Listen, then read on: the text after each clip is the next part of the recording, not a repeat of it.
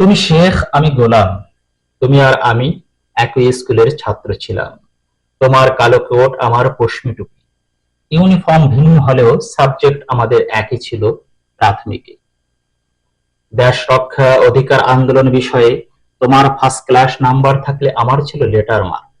মনে পড়ে ডাকনামের জোটের আন্দোলনে পিডিএম এর ৮ দফার আলোচনার টেবিলে আমাদের চায়ের ধোঁয়া একাকার হতো একই উদ্দেশ্য সাধনে, একই লক্ষ্যে। আউযু বিল্লাহি মিনাশ শাইতানির রাজীম। বিসমিল্লাহির রহমানির রহিম।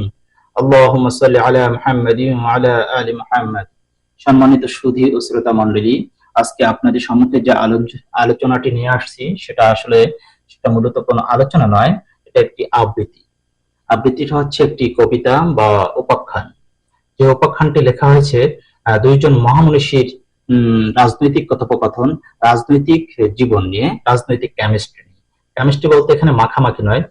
কেমিস্ট্রি তো ঋণাত্মক হয়ে থাকে, ধনাত্মক হয়ে থাকে, অর্থাৎ তাদের রাজনৈতিক জীবনের মতানৈক্য এবং মতের মিল এবং মতের অমিল সবকিছু এখানে ফুটে উঠবে ইনশাআল্লাহ। এই দুইজন মহামনীষীদের মধ্য থেকে একজন হচ্ছে কথিত জাতির পিতা বঙ্গবন্ধু শেখ মুজিবুর রহমান, আর অন্যজন হচ্ছে মজলুম জননেতা অধ্যাপক গোলাম আজম রহমতুল্লাহ আলী।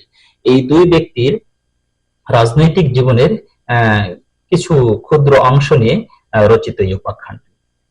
এই উপাখ্যানটি লিখেছিলাম আজ থেকে 10 বছর পূর্বে।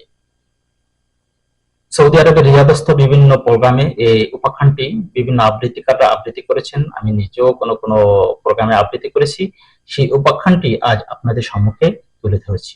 আশা করি আপনারা মনোযোগ দিয়ে শুনবেন। কবিতার নাম তুমি আমি, রচনায় আমি তৌহিদ ইবনে ইউসুফ।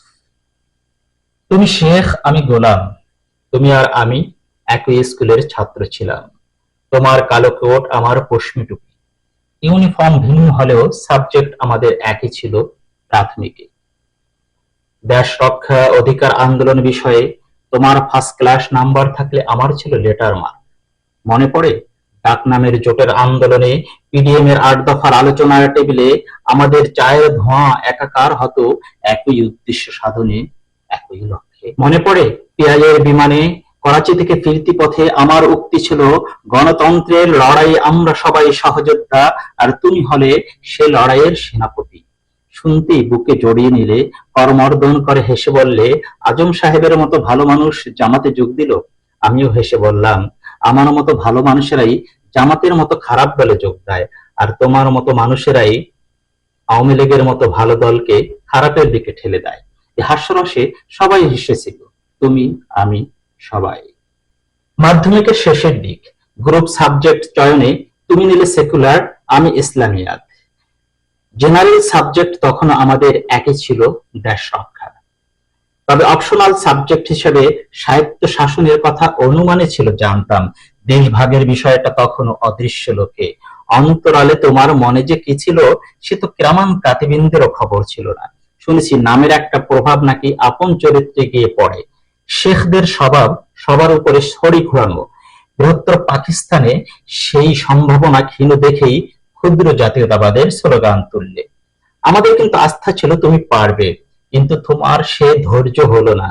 সোনার ডিম পাড়া মুরগির প্যাট কেটে সব ডিমগুলো একসাথে পাওয়ার জন্য মত্ত হয়ে গেলে। অপশনাল সাবজেক্ট কখন যে জেনারেল সাবজেক্ট হয়ে গেল বুঝে ওঠার সময় হলো না। দেশ রক্ষার আন্দোলন নাম পেল স্বাধীনতার আন্দোলন। আমরা অ্যাপ্রিসিয়েট করলাম, তোমার ৭ই মার্চের ভাষণকে স্বাগত জানালাম, পত্রিকায় বিবৃতি দিলাম তোমার পক্ষে। কিন্তু তোমার পদ্ধতিকে সমর্থন দেওয়ার সাধ্য ছিল না। তোমার সাবজেক্ট সেকুলার, আমার ইসলামিয়াত। এক বিষয়ের প্রশ্নপত্রে অন্য বিষয়ের ছাত্রের অংশগ্রহণ, সেটা কি আদৌ সম্ভব ছিল? তোমার পদ্ধতি ছিল নেতাজি সুভাষ বোসের পদ্ধতি। জাপানকে দিয়ে ইংরেজ তাড়ানোর বুদ্ধি ছিল তার। শাহনেওয়াজকে সেনাপতি করে যুদ্ধের দামামাও বাজিয়েছিলেন তিনি, কিন্তু তার জয় হয়নি। মাঠে মারা যায় তার আন্দোলন। জিন্না, গান্ধী, নেহেরু এদের পদ্ধতি ছিল ভিন্ন। তাদের যুক্তি ছিল শত বছরের ক্লান্ত শ্রান্ত জীর্ণ শীর্ণ ইংরেজ তাড়াতে নতুন তাগড়া জওয়ান জাপানকে ডেকে আনলে তাদের তাড়াবে কি। তাই তারা সংলাপকেই একমাত্র অবলম্বন করে ইংরেজ তাড়ালো। আমরা ছিলাম এই যুক্তিতেই বিশ্বাসী। সেথা জয় পেল নেহেরু মেথড। এথা সুভাষ নীতি। জিন্নাহ হলেন কায়েদে আজম, গান্ধী হলেন অহিংসবাদের মহান নেতা।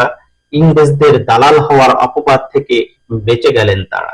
আর আমরা ফারাক্কা হারালাম, বেনুবাড়ি, তালপট্টি সব হারালাম, সীমান্ত ওদের পোদ্দারি সইলাম, তবুও দালাল হওয়ার অপবাদ থেকে বাঁচা গেল না, কারণ গান্ধী মেথড এখানে পরাজিত। এথা জয় সুভাষ বোসের যুক্তি বাহিনীর। তাই চণ্ডীদাসের সেই মহান উক্তিটা আজ এভাবে বলতে হয়, ওহে মানুষ শুনো সবে ভাই, সবার উপরে বিজয় সত্য, তাহার উপরে নাই। তুমি শেখ, আমি গোলাম, তুমি আর আমি একই স্কুলের ছাত্র ছিলাম, তোমার আমার পরিণাম, উফ, তোমারটা তো দেখলাম তোমারই অনুসারীদের হাতে, অথচ আমার লোকেরা এখনো আমাকে সম্মানের সোনার পালকিতে আগলে রাখে। তবে তোমার লোকেরা সে সম্মান নিয়ে টানাহেঁচড়া করছে বটে। প্রতিহিংসা বলতে বাংলা অভিধানে একটা শব্দ আছে না, সে আগুনেই বোধহয় ওরা জ্বলছে। আমি ভাবি না, কারণ যারা তোমার মতো নেতার সম্মান রক্ষা করতে পারেনি, তারা আমার মতো শত্রুর সম্মানের কথা ভাববে, সে ভাবনাটাও তো এক ধরনের অপরাধ, তাই না? আর হ্যাঁ, তোমার বিজয় অর্থবহ হলে তোমার চেয়ে মহান নেতা আর কি হতো বলো? কিন্তু হায়, আন্দোলনে তুমি শতভাগ সফল হলেও শাসক হিসেবে দেখালে ব্যর্থতার চরম পরাকাষ্ঠা। হালের বলদ যে ভালো চালাতে জানে সে ভালো চাষী, সন্দেহ নেই, দ্বিমত পোষণে নেই কোনো অবকাশ। তবে আদর্শ কৃষক সেই হয় যে পোকামাকড়ের উৎপাত থেকে, প্রতিবেশীর বেড়া ছাগপালের ছোবল থেকে সবুজ শ্যামল শস্য ক্ষেত্র বাঁচাতে জানে, নিরাপদে তুলতে পারে সোনালী ফসল আপন ঘরে। দুর্ভাগ্য, তুমি ভালো চাষী হলেও আদর্শ কৃষক হতে পারোনি, আর সে ব্যর্থতার দায় বয়ে বেড়াচ্ছে প্রজন্ম থেকে প্রজন্ম। তোমার উত্তরসূরি যারা, তারা আজ সবক নেয় না তোমার থেকে, তারাও চাষ করে বর্গীদের মর্জি মতে। টিপাই মুখ, ট্রানজিট ইত্যাদি অসম গোপন চুক্তি দিয়ে ওরা তোমারই ফারাক্কা বেনুবাড়ির পুনরাবৃত্তি ঘটাতে চায়। ওরা ফিরে যেতে চায় ৭২-এ। ওরা বুঝতে চায় না এই ৭২-ই তোমার জন্য কাল হয়েছিল। ওরা মানতে চায় না ৭২ থেকে গণনা শুরু হলে ৭৫ অবলীলায় এসে যায়। গণনায় কাঁচা তোমার ছাত্রদেরকে পড়াবে নতুন করে ধারাপাত। আমরা তো শত্রু বলে গণ্য, আমাদের কথা কি আর শুনবে তোমার দাম্ভিক অনুসারীরা? তোমার শত্রু যে তোমার ছায়াতেই জন্মেছিল সেটা তো বুঝিয়ে বলার অপেক্ষা রাখে না, তাই না? কিন্তু ওরা শত্রু চিনতে এখনো ভুল করে। বর্গী প্রেম আর চাটুকারদের চাটুকারিতা ওদের এতটাই অন্ধ করে ফেলেছে যে তুমি যেই ভুল করার সাহস করনি, ওরা সেই আগুনেই হাত দিয়েছে। ওরা ভুলে যায় নিরপরাধ মানুষকে জনতার মঞ্চে প্রতীকী ফাঁসি দেওয়ার পরিণাম।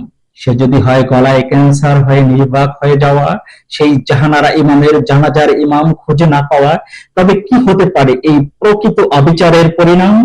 আমার ক্যালকুলেটর সেই ক্যালকুলেশনে অপারগ, কারণ আমি জটিল অঙ্কে অতটা পারঙ্গম নই। তবে ৭২ থেকে ৭৫-এর গণনা সে তো ধারাপাত পড়ুয়া ছাত্রেও গুনতে পারে। এ জাতি মিথ্যে আশা প্রবঞ্চনায় যতটা আবেগপ্রবণ, না পাওয়ার বেদনায় তার চেয়েও ঢের বেশি ক্ষিপ্ত। তাই গলে জড়াতেও কৃপণতা করে না, আবার ছুঁড়ে ফেলতেও করে না কোনো দ্বিধা। তাই ৭২-এর ডিটেক্টরশিপে নয়, একবিংশের গণতান্ত্রিক চেতনার জোয়ারে ভাসতে চায় জাতি। সে জোয়ারে ভাসতে দাও, না হয় মনে রেখো, কাউকে ১২ হাত পানির নিচে টেনে নামাতে চাইলে নিজেকেও ১৩ হাতে নিচে নামতে হয়। কিন্তু কে শোনাবে সেই যুক্তির বাণী? কে বোঝাবে সেই বাস্তবতা? একমাত্র তুমি ছাড়া কেউ পারবে না বোঝাতে, কারণ তোমাকেই তো ১৪ হাত নিচে নামিয়েছিল তোমারই সুবিধাভোগী রাম বাম অনুসারীরা।